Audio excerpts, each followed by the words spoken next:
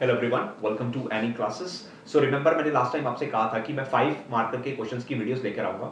तो हेयर आया, हम लोग कुछ क्वेश्चंस करेंगे जो कि 5 मार्कर के हैं। PYQ से मतलब प्रीवियस ईयर क्वेश्चंस हम लेंगे बोर्ड के उठा के, और वहां से 5 मार्क्स के जितने भी हमारे पास क्वेश्चंस हैं उन सबको एक एक करके सॉल्व करेंगे। तो कुछ क्वेश्चंस जो काफी ज्यादा सिंपल रहेंगे उनको मैं स्किप कर दूंगा, क्योंकि it's just a waste of time कि वो काफी ज्यादा सिंपल जो आपको मैक्सिमम क्वेश्चन आते होंगे वो मैं स्किप कर दूंगा। बाकी के सारे क्वेश्चन मैं आपको यहाँ पे सॉल्व करने वाला हूँ। ठीक है, तो चलिए बिना किसी तरह के वीडियो को स्टार्ट करता हूँ और अपना पहला क्वेश्चन लेते हैं यहाँ पे। ठीक है, तो पहला क्वेश्चन जो है हमारे पास दैट इज फ्रॉम, ये PYQ का क्वेश्चन है, मतलब प्रीवियस ईयर बोर्ड में आपके पास आ चुका है यहाँ पे। तो ये है आपके पास AP का क्वेश्चन। ठीक है, तो सेक्शन डी मैं यहाँ बात कर रहा हूँ। सेक्शन डी आपको पता है 5 मार्कर की रहती है हमारे पास। तो सेक्शन डी का मैं पहला क्वेश्चन उठा रहा हूँ यहाँ पे। हमारे पास आपको स्क्रीन में दिखाई दे रहा होगा, उस टाइम पे लिखा हुआ है हमारे पास the sum of first 7 terms of an AP is 182। तो पहली 7 टर्म्स का सम, तो S7 दे रखा है आपको कितना, 182। ठीक है, और क्या दे रखा है, if the fourth term and the 17th term are in the ratio, fourth term और 17th टर्म की रेशियो। तो फोर्थ टर्म और 17th टर्म की रेशियो मतलब A4 और A17 की रेशियो दे रखी है। रेशियो का मतलब होता है डिवाइड, ये दे रखा है हमें, और इसका वैल्यू है हमारा 1/5। ठीक है, तो आपको पूछता है AP फाइंड आउट करके आपको बतानी है। तो AP फाइंड आउट करने के लिए आपको सबसे पहले क्या करना है, इन दोनों इक्वेशंस को पहले आपको सॉल्व करना है। आपको A और D जब तक नहीं मालूम होगा तब तक AP को सॉल्व ही नहीं कर सकते हो। तो फिलहाल व्हाट टू डू, आपको S7 का फॉर्मूला पता होगा, तो S7 ही लगाएंगे यहाँ पे और हमारे पास आ जाएगा S7 का formula, you know n/2 2a + n - 1 * d, वही फॉलो करेंगे यहाँ पे। तो 2 * a + 7 - 1 * d, d you don't know, तो d की जगह d ही लिखेंगे। ठीक है, आप देख सकते हो यहाँ पे ये बन गया 2a + 60। ठीक है, और मैंने आपको काफी बार बोला है कि जब भी आपको 2 कॉमन यहाँ पे निकलता है तो आपको 2 कॉमन बाहर निकाल लेना है। जैसे आप 2 कॉमन बाहर निकालते हैं, ये आपका बन जाएगा a + 3d। यहां से देख सकते हैं आप 2 and 2 कैंसिल, ये जो 7 होगा वहां जाके क्या लेगा, डिवाइड हो जाएगा, तो हो जाएगा 182 / 7। तो आप कर सकते हो इसको डिवाइड, 7 2 14 एंड 7 6 42। तो a + 3d = आपके पास आ जाएगा 26। ठीक है, you can take this equation as number 1। इस इक्वेशन को आप नंबर 1 की तरह ले सकते हैं।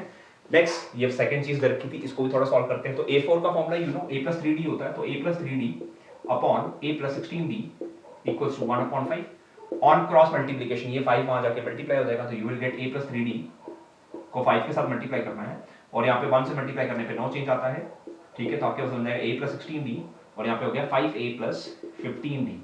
ठीक है, a वाली टर्म्स को एक साइड करो, ये a वहां जाके माइनस हो जाएगा, तो आपके पास रहेगा 4a, और 16d = आपके पास यहाँ पे कर देगा, आपके पास हो जाएगा यहाँ पे d। ठीक है, तो यहां से आपके पास आता है 4 = d, या फिर d की वैल्यू आप कर सकते हैं d = 4a।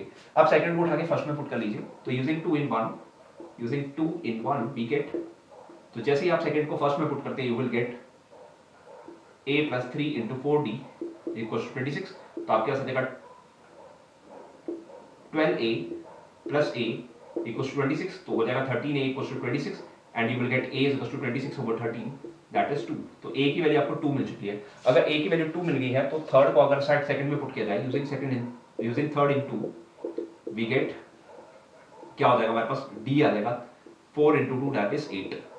तो आपके पास अभी d भी आ गया है, a भी आ चुका है, तो आप इजीली सारी टर्म्स कैलकुलेट कर सकते हो। देयरफॉर रिक्वायर्ड AP, तो रिक्वायर्ड AP इज क्या बन जाएगी, first term is 2, second term आपकी 2 + 8 10 हो जाएगा, 10 + 8 करोगे 18 हो जाएगा, 18 + 8 करोगे 26 हो जाएगा, एंड लाइक सो ऑन।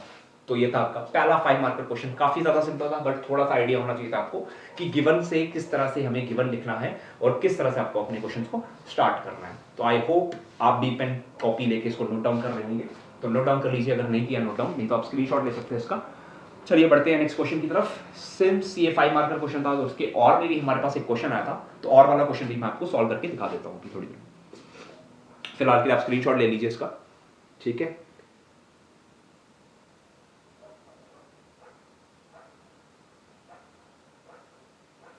तो आई होप स्क्रीनशॉट ले लिया होगा आपने इसका। चलिए नेक्स्ट क्वेश्चन की तरफ चलते हैं हम लोग। नेक्स्ट क्वेश्चन अगेन, जैसे कि मैंने आपको कहा ये AP का और में है, तो सेकंड क्वेश्चन जो उसका और पार्ट में था वो भी मैं सॉल्व कर रहा हूं यहाँ पे। ठीक है, आपको बेस्ट सेलेक्ट करना है एग्जाम में, दोनों क्वेश्चन पे टाइम वेस्ट नहीं करना है। आपको जो बढ़िया से आता है, जो आपको लगता है जल्दी से आप कैलकुलेट कर सकते हैं, उसी क्वेश्चन की तरफ जाइए, दूसरे वाले को स्किप कर दीजिए। ऑल्दो आपको दोनों आते हो, फिर भी आप उसको जल्दी करिए जिसमें आपको लगता है कि टाइम कम वेस्ट होगा। ठीक है, नेक्स्ट हमारे पास आता है the sum of first q terms of an AP। तो sum of first q terms, तो SQ से डिनोट करेंगे। ये आपको दे रखा है 63q - 3q²। ठीक है, और क्या बोलता है, इफ द pth टर्म, तो आपको बताया गया है टेंथ टर्म को a 10 से लिखते हैं तो pth टर्म को a के नीचे छोटा सा p डालेंगे। इसकी वैल्यू दे रखी है आपको पहले से, कितना है हमारे पास, pth टर्म है -16। ठीक है, आपको क्या फाइंड करना है, you need to find a11, 11th term find out करनी है हमें इसकी। ठीक है, और साथ में p की वैल्यू फाइंड करनी है। तो आपको क्या क्या फाइंड करना है, आपको p फाइंड करना है और a11 भी आपको फाइंड आउट करना है। ठीक है, तो हमेशा की तरह जो गिवन होगा हम उससे करेंगे। नाउ रिमेंबर, ये बुक का ही क्वेश्चन है इस तरह से हमारे पास, जब भी आपके पास Q की वैल्यू आप कुछ भी पुट करोगे, ये SN की तरह है। अगर आपके पास nth टर्म पता हो, आपको सम ऑफ n टर्म्स पता हो, आप सिमिलरली n की जगह वैल्यू पुट करके आप similarly S1 S2 S3 calculate कर सकते हैं। सिमिलरली यहाँ पे मैं Q की वैल्यू 1 2 3 4 पुट करूंगा तो मेरे पास आ जाएगा S1 S2 और S3। ठीक है, उसके बाद मैं अपने कंसेप्ट मैप से कुछ कंडीशन है जो मैं लगाऊंगा, जैसे कि आपको पता है S1 होता है वो हमेशा A1 के इक्वल होता है, और इसी तरह से A2 निकालने के लिए आपको S2 - S1 लगाना पड़ता है। तो वही चीज हम यहाँ पे अप्लाई करेंगे। तो क्या करेंगे, पुट Q = 1, तो जैसे ही Q की वैल्यू 1 पुट करते हैं तो S1 आ जाएगा आपके पास 63 × 1 - 3 × 1 का स्क्वायर, तो ये हो जाएगा 63 - 3 दैट इज 60। तो S1 मिल गया 60 and we know A1 = S1 = 60, तो आपका A1 यहाँ से निकल चुका है। नेक्स्ट, पुट Q = 2, तो जैसे ही आप Q की वैल्यू 2 पुट करते हो तो S2 आपके आ जाएगा 63 × 2 - 3 × 2 का स्क्वायर, 63 × 2 होता है 126 एंड 3 × 4 हो गया 12। तो जैसे आप इसको माइनस करते हैं आपको मिल जाएगा यहाँ से 6 में से 2 काट दिए 4, 12 में से कर दिए 114। ठीक है, तो आपके पास आ गया S2। ठीक है, नाउ सिमिलरली देयरफॉर A2 का फॉर्मूला याद रखना है, S2 - S1 होता है। अगर पहली दो टर्म्स के सम में से आप पहली एक टर्म माइनस कर देते यू विल गेट A2। तो S2 कितना आपके पास 114 में से 16 माइनस कर दोगे यू विल गेट, आपको कितना मिल जाएगा यहाँ पे, माइनस करके देख लीजिए, यू विल गेट 54। ठीक है, तो आप यहाँ पे क्लियरली देख सकते हैं हमारे पास D आ जाएगा, D होता है A2 - A1, तो A2 आपके पास 54 आया है और ये आया 60, तो D की वैल्यू आ गई आपके पास -6। ठीक है, तो दैट मींस ये हमारे पास एक डिक्रीजिंग AP है। नेक्स्ट आपके पास AP दे रखा है। ठीक है, नाउ AP का फॉर्मूला होता है A + P - 1D, and since you are having AP की वैल्यू दे रखी है -60, A की जगह A की वैल्यू पुट कर लीजिए, कितना हमारे पास A की वैल्यू फर्स्ट टर्म में 60, तो हमारे पास आ जाएगा 60। ठीक है, प्लस P - 1 D की जगह आएगा -6, तो 60 को वहां शिफ्ट करेंगे तो क्या आ जाएगा, -60 P - 1 × -6, तो हो जाएगा P - 1 = -120। ये -6 वहां जाके क्या हो जाएगा, डिवाइड हो जाएगा। ठीक है, आपको पता है ये 6 कैंसिल कर देगा उसको वहां जाके और हो जाएगा 20, तो आपके पास फाइनली P की वैल्यू आएगी 20 + 1 दैट इज 21, तो P आपके पास आ गया 21। ठीक है, आई होप यहां तक कोई प्रॉब्लम नहीं होगी, सब कुछ आपको क्लियर हो चुका होगा। And last but not the least, you need to find A11। तो A11 के लिए आपको A + 10D लगाना पड़ेगा फॉर्मूला। A की वैल्यू हमारे पास 60 है, ठीक है, D की वैल्यू -6 है, तो you will get 60 - 60 that is 0। तो आपका A11 भी आ चुका है, A11 आपका हो जाएगा 0। तो आई होप ये चीज आपको क्लियर हो चुकी होगी। तो इसी के साथ हमारा ये वाला क्वेश्चन भी कंप्लीट होता है, इसको भी नोट डाउन कर लीजिए। ठीक है, और इतनी ही देखिए, सबसे पहले मेन चीज रहती है आपके पास, नहीं समझ आ रहा है मैं फिर से बताता हूं आपको। SN आपको याद होगा, हमारी बॉक्स बुक्स में SN रहता था। ठीक है, तो यहाँ पे SN की जगह SQ दे दिया आपको कंफ्यूज करने के लिए, तो अगर आप Q की वैल्यू 1 पुट करते हैं you will get the S1। And remember, concept में मैंने आपको बार बार बताया कि SN S1 और A1 एक ही चीज होता है, क्योंकि sum of one term is always equal to first term only. ठीक है, सिमिलरली हमको A2 निकालना है। A2 कैसे करेंगे, पहली दो टर्म्स में से पहली एक टर्म माइनस कर देंगे, यू विल गेट A2। ठीक है, तो हमने A1 A2 कैलकुलेट किया, उसके बाद हमने D कैलकुलेट किया। जैसे आपका D आ गया, आपने AP का फॉर्मूला लगाया A + P - 1D, वहां पे पुट किया, आपको P की वैल्यू मिल गई 21। एट लास्ट आपको A11 भी फाइंड आउट करना था, जिसका फॉर्मूला सिंपल सा है A + 10D, आपने A और D की वैल्यू पुट की और A11 आपने कैलकुलेट कर दिया। तो आई होप इसका स्क्रीनशॉट आपने ले लिया होगा या नोट डाउन कर लिया होगा। तो चलिए बढ़ते हैं अगले क्वेश्चन की तरफ। ठीक है, जो कि अगेन 5 मार्कर का है, ये था पिछले क्वेश्चन के और में। नेक्स्ट हमारे पास आ रहा है अगला क्वेश्चन, ठीक है, जिसको हम करते हैं दैट इज फ्रॉम सर्कल्स। तो इसमें भी हमारे पास दोनों पार्ट्स में और है। तो सबसे पहला आप देख सकते हैं यहाँ पे, उस क्वेश्चन को मैं सॉल्व नहीं करूंगा। Prove that a parallelogram circumscribing a circle is a rhombus. बहुत सिंपल क्वेश्चन है, एक्सरसाइज का क्वेश्चन है, 10.2 का क्वेश्चन नंबर 11 आई थिंक। ठीक है, बहुत ज्यादा सिंपल है, मैं बार बार करवा चुका हूं आपको क्वेश्चन, बहुत ज्यादा इंपॉर्टेंट है, मैंने पहले ही कहा बेसिक और स्टैंडर्ड के लिए। तो आई होप आपको वो आता होगा, इसलिए मैं वो नहीं करवा रहा हूँ, उसको मैं स्किप कर देता हूँ। ठीक है, तो चलिए आपका उसका जो और वाला पार्ट है वो थोड़ा मैं सॉल्व करवा देता हूँ। ठीक है, उसको आप देख सकते हैं, फिगर तब तक बना सकते हैं आप लोग। ठीक है, तो देखिए इस क्वेश्चन में हमारे पास क्या रखा है, एक सर्कल है जिसमें हमारे पास एक ट्राइंगल गिवन है। ठीक है, और इस ट्राइंगल के पॉइंट ऑफ कॉन्टैक्ट पे आपके पास दो टेंजेंट बने हुए हैं।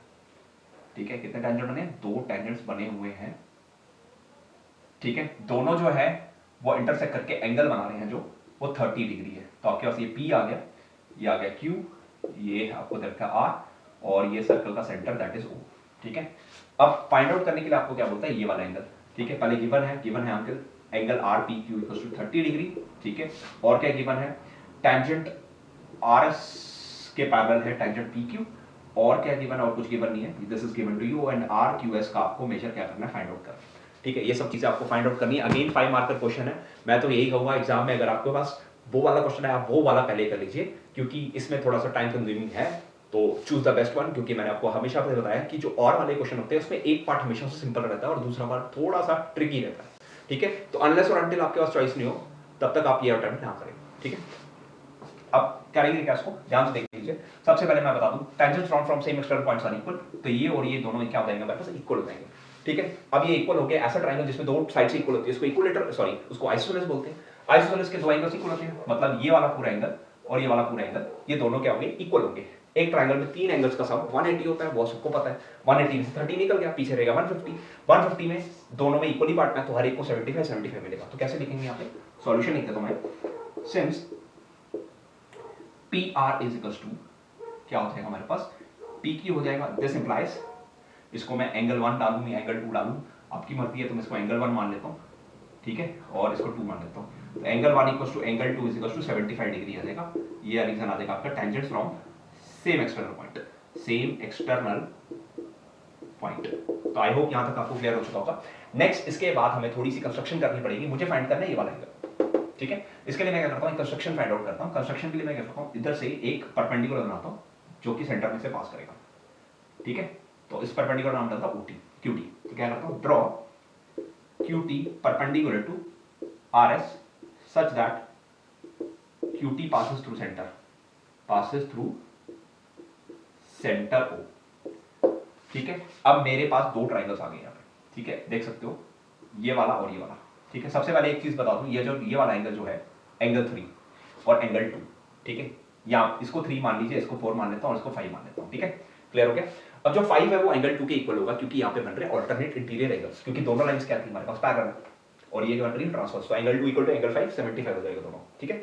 अब मेरा बेसिकली आइडिया है कि 3 और 4 की दोनों की वैल्यू चाहिए मुझे।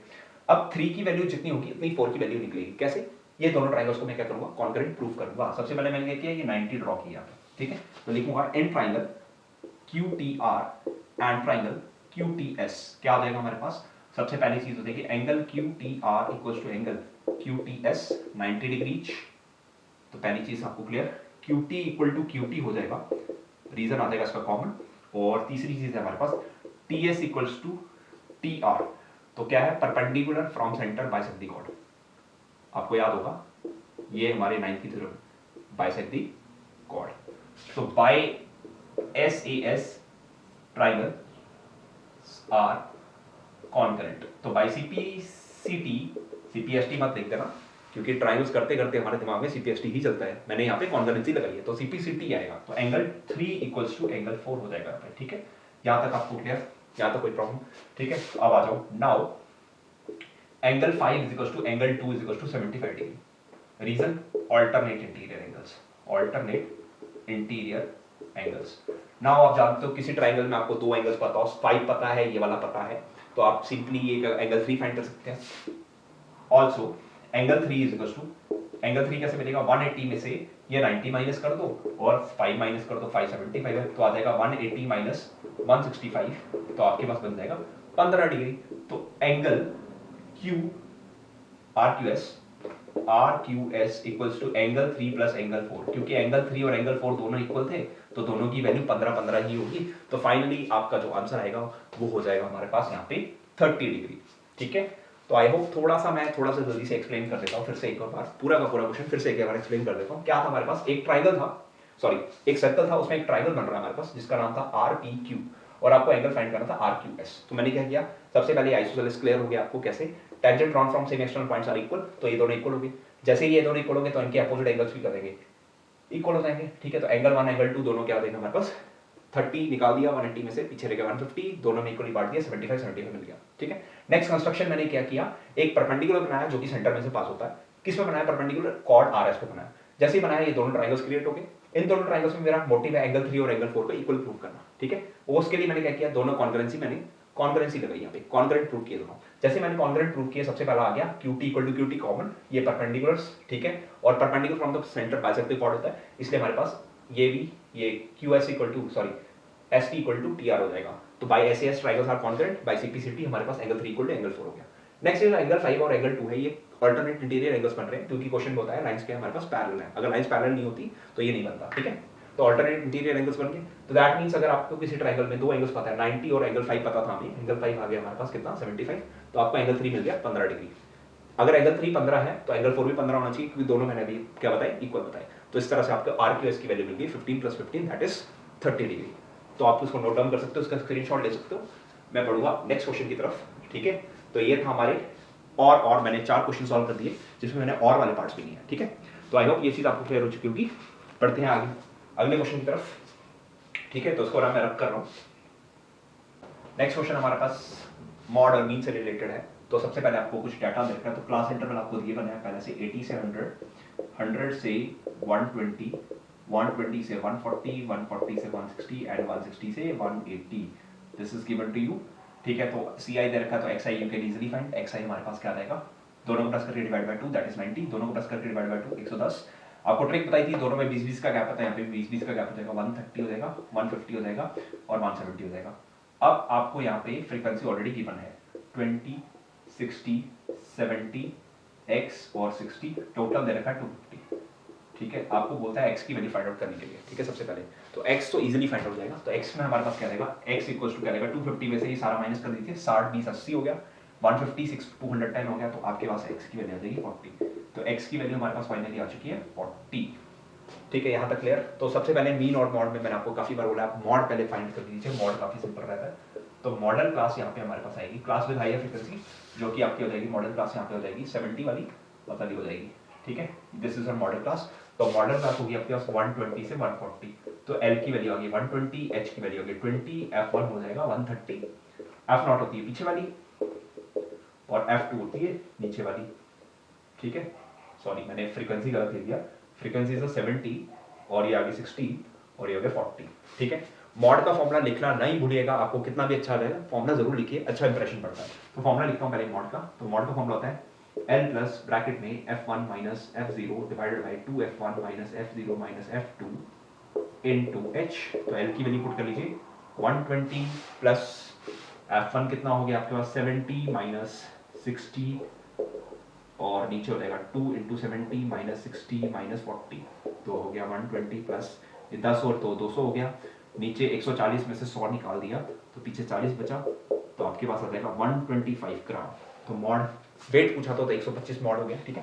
नेक्स्ट आता है मीन आता है। मीन आपको जो मेथड आता है आप वो कर लीजिए। तो मैं यहाँ पे डायरेक्ट मेथड कर लेता हूँ, ठीक है, कि वैल्यूज काफी सिंपल देखे। 9 2 18 1800 हो जाएगा आपके पास। नेक्स्ट 11 6 66 6600 हो जाएगा। 13 7 था 91 होता है 9100 हो जाएगा। 15 4 60 होता है 6000 हो जाएगा आपके पास, ठीक है। नेक्स्ट 17 6 6 7 42 और 102 पीछे आपके पास 2 zeros और आ जाएंगे हमारे पास यहाँ पे, ठीक है। सबको प्लस कर लेते हैं हम लोग, submission FI XI equals to, सबको प्लस कर लीजिए, पीछे सबके डबल जीरो तो डबल जीरो आ जाएंगे, ठीक है। नेक्स्ट 8 6 14 15 16 17 17 हो गया, 1 2 8 17 6 23 और 10 37 हो गया, ठीक है। तो आपके पास x बार आता है summation FI XI divide by summation FI, तो हो गया 37700 डिवाइड बाय 250, तो 0 0 कैंसिल हो गया। नेक्स्ट इसको डिवाइड करके देख लीजिए 3770 25 मतलब 25 हो जाएगा, माइनस कर लीजिए 127 हो गया 25 एक मिनट चाहिए माइनस, ठीक है ठीक है। 25 5 125, ठीक है। नेक्स्ट हमारे पास कितना हो जाएगा, ये हो जाएगा हमारे पास एक मिनट प्लस करके देख लीजिए, ठीक किया प्लस की नहीं किया, डबल जीरो सबका, ठीक है। 8 6 14 15 16 17, ठीक है 17 हो गया, 10 6 16 25 6 31 32 33, मैंने माइनस गलत किया था, 337 आ रहा है, ठीक है। अभी तो कह रहा हूँ प्रॉब्लम हो जाती है, ठीक है। फिर से प्लस करके देखा डबल जीरो, ठीक है। 2 1 3 6 9 8 17, ठीक है। एक कैरियर 2 हो गया, 8 17 6 23 और 10 33, ठीक है। अब ठीक है, तो 33 700 25 1 25, ठीक है, हो गया। नेक्स्ट माइनस कर लीजिए 87 25 3 75, ठीक है। कितना बच गया फिर से 120 हो गया, 25 4 100, ठीक है, और ये हो गया 25 8 तो आ गया आपका फाइनली आंसर 134.8 ग्राम। तो मीन भी मिल गया, मॉड भी मिल गया, एक्स भी मिल गया, सब कुछ मिल गया, आपका 5 मार्क का क्वेश्चन कंप्लीट हो गया। आई होप काफ़ी ज़्यादा सिंपल है, ठीक है। कैलकुलेशन का थोड़ा ध्यान रखिएगा, कैलकुलेशन गलत नहीं होनी चाहिए आपकी बिल्कुल भी, ठीक है। उसमें मेक श्योर करिएगा आपका कैलकुलेशन ठीक रहना चाहिए यहाँ पे, ठीक है। तो इसी के साथ हमारा ये वाला क्वेश्चन भी कंप्लीट होता है, ठीक है। अभी तक मैंने क्वेश्चन कर चुके हैं आपके 3 क्वेश्चन और वाले पार्ट के साथ। अब आपका एक फाइनली क्वेश्चन रहता है, जो आपको पता है 4 क्वेश्चन आते हैं हमारे पास सेक्शन डी में, तो अब चौथा और जो फाइनली क्वेश्चन है वो करूँगा आपको। आई होप ये चीज़ क्लियर हो चुकी होगी आपको। चलिए करते हैं नेक्स्ट क्वेश्चन।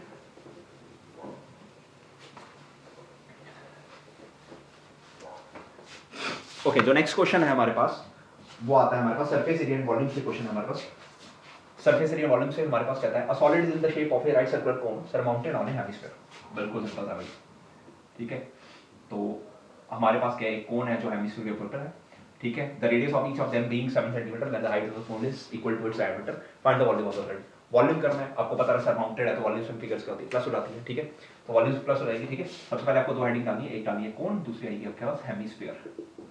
तो दोनों का रेडियस जैसे कि कहा हमने, रेडियस दोनों का क्या है, सेम है, तो रेडियस दोनों का क्या रहेगा 7 सेंटीमीटर। और कहता है जो कोन की हाइट है, ठीक है, वो इक्वल्स टू डायमीटर, तो डायमीटर 14 हो जाएगा, तो 14 सेंटीमीटर हो जाएगी, ठीक है हाइट। यहाँ तक क्लियर, बहुत सिंपल है। वॉल्यूम ऑफ टॉय ही बोला है क्वेश्चन में, आई थिंक सॉलिड बोला, सॉरी। तो वॉल्यूम ऑफ सॉलिड हमारे पास आ जाएगा, यू नो सरमाउंटिंग है कंसेप्ट में, आप अगर आपने देख चुका होगा, सरमाउंटिंग में हम लोग वॉल्यूम्स को प्लस करते हैं, तो क्या आएगा volume of cone plus volume of hemisphere, ठीक है। दोनों की वैल्यूज पुट कर लीजिए, ये हो जाएगा 1/3 पाई आर स्क्वायर एच, ठीक है, और ये हो जाएगा 2/3 पाई आर क्यूब। दोनों में कॉमन देख लीजिए, 1/3 कॉमन, पाई कॉमन, रेडियस का आर स्क्वायर कॉमन, पीछे रह गया एच प्लस 2r, तो ये हो जाएगा 1/3 इंटू पाई की वैल्यू 22 पाई 7 यूज करनी चाहिए क्योंकि ये 7 के मल्टीपल्स है, 7 इंटू 7 आ गया, h हो जाएगा 14 प्लस 2 इंटू रेडियस 7, तो ये हो जाएगा फाइनली हमारे पास 1/3, 7 कैंसिल हो गया, इंटू 22 इंटू 7, और यहाँ पे हो जाएगा 14 प्लस 14 दैट इज 28। तो आप इसको जैसे मर्जी कर लीजिए, मल्टीप्लाई कर लीजिए, जो मर्जी करना है, तो हो गया आपके पास, ये हो जाएगा फाइनली आपके पास। किसी को कैंसिल करना चाहते हैं आप कैंसिल कर सकते हैं, नहीं तो जैसा भी मल्टीप्लाई करने से कर लिए, 7 to 14 154 इंटू 28 डिवाइड बाई 3, आप 3 से इसको डिवाइड करके देख लीजिए, 3 9 27 9.3 आ जाएगा आपके पास।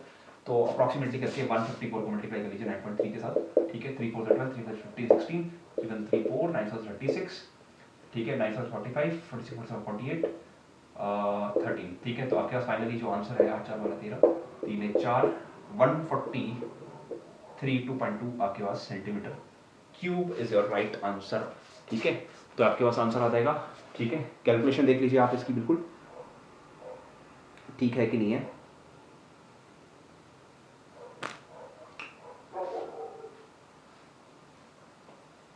देख सकते हैं आप कितना इसका आंसर आता है।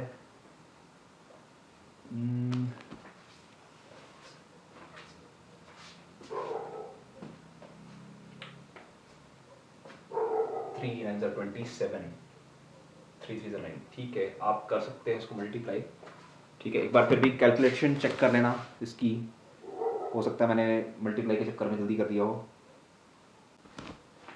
ठीक है। तो आई होप, अब कटिंग पर डिपेंड करता है आपने कैसे कटिंग किया, उसके हिसाब से आपका आंसर थोड़ा सा हो सकता है इधर उधर हो सकता है। आई होप ये चीज़ आपको क्लियर हो चुकी होगी, काफ़ी ज़्यादा सिंपल है, ठीक है। मल्टीप्लाई पे ध्यान रखिएगा।